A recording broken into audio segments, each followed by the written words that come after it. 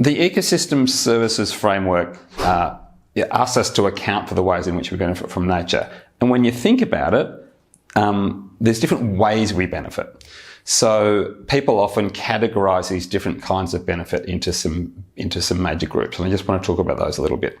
In a way, the most obvious one are the ones that we call provisioning services. So that means where ecosystems provide something directly to us. Ecosystems provide food, they provide water, but then they do even more surprising things like they provide, there are plants that produce compounds that we use to make drugs, so pharmaceuticals. So that's a direct provisioning service.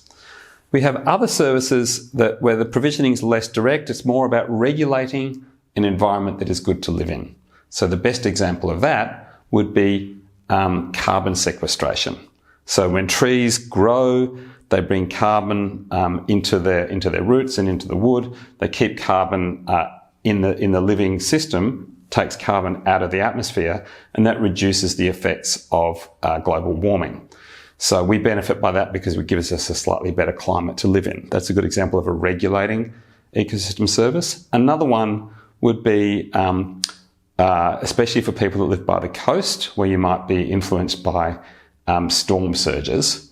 If you have a sloping beach or a mangrove between you and the ocean, then that environment reduces the risk that floods will damage your home.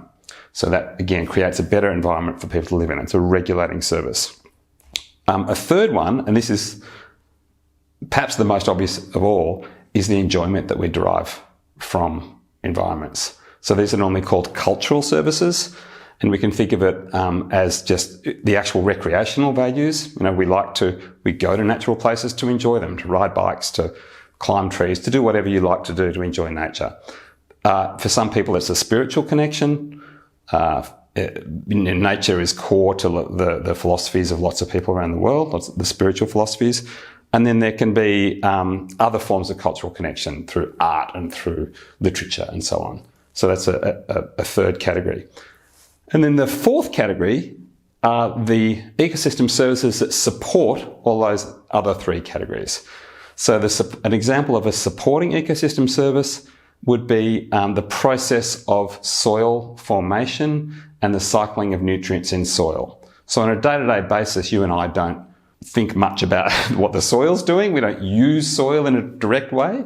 But of course, if that wasn't all happening, then we couldn't be growing the crops and growing the trees and doing all the other things that benefit from soil.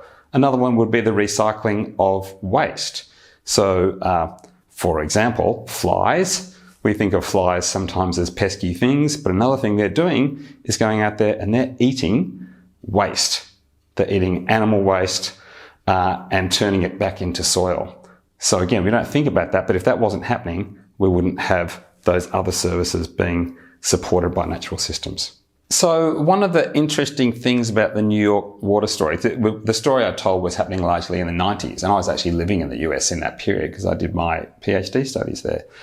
But people who talk about it nowadays make the point that it's such a success that people barely know it's happening anymore, right? People would know if you had to build that enormous water treatment plant in the city, it would be creating problems for the people of the city. They'd be having to pay those taxes to support the plant.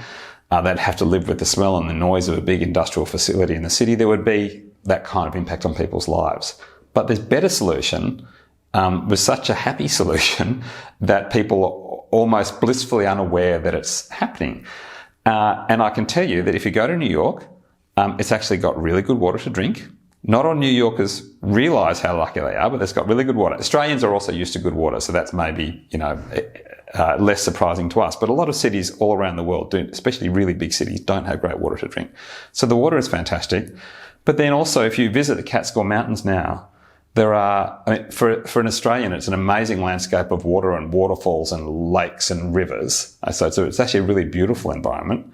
And it's actually quite a vibrant community that by design is not being heavily urbanised. So that's part of the secret, is that they've said, yes, we need places for people to live, but we also need landscapes that are not full of people, but they have enough nature to provide these ecosystem services.